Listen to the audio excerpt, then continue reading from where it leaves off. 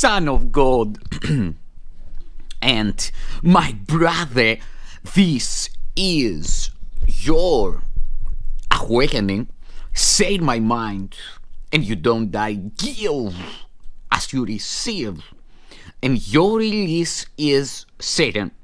Today's teaching, today's idea is the part 70 in the series, the dispelling of the ego, the undoing of the old, for the freedom of the sonship. And the name of this teaching is My Salvation comes from me. Give that idea into your mind. Practice the thoughts. Practice practice awareness of presence. Practice stillness. Let go and be. And give this thought into your mind. My salvation comes from me. All temptation is nothing more than some form of the basic temptation not to believe the idea for today. Salvation seems to come from anywhere except from you. So too does the source of guilt. You see neither guilt nor salvation as in your own mind and nowhere else. When you realize that all guilt is solely an invasion of your mind, you also realize that guilt and salvation must be in the same place. In understanding this, you are saved.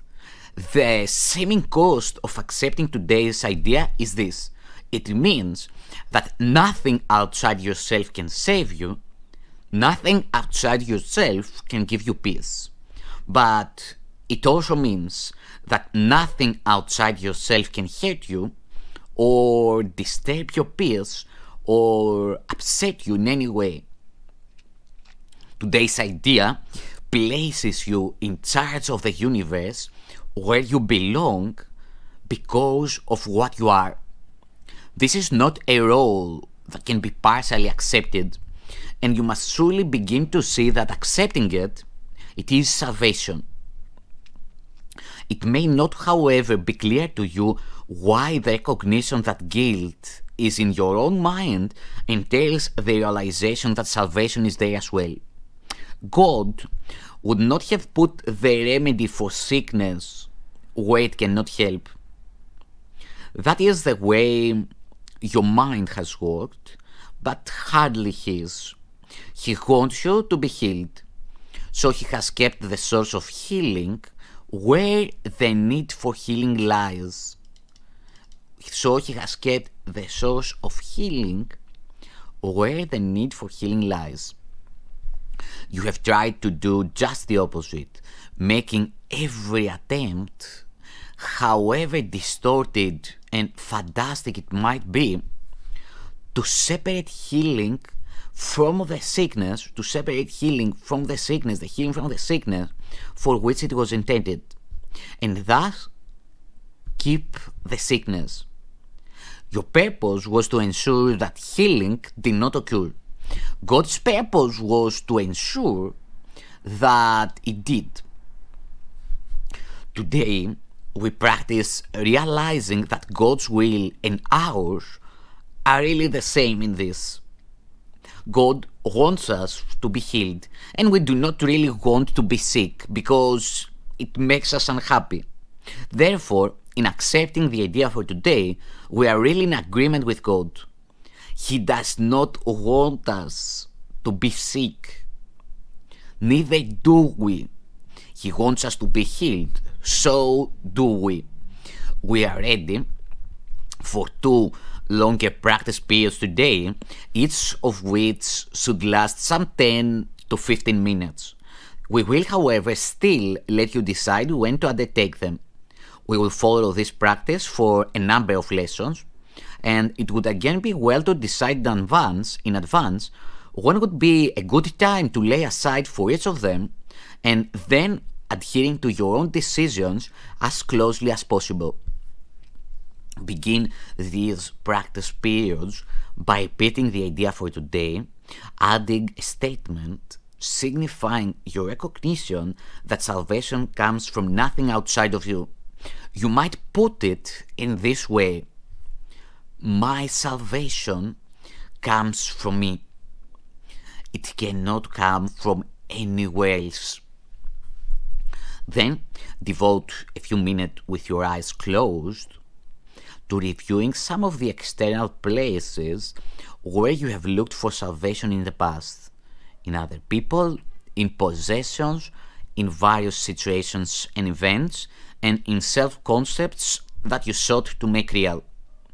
Recognize that it is not there and tell yourself, my salvation cannot come from any of these things. My salvation comes from me and only from me.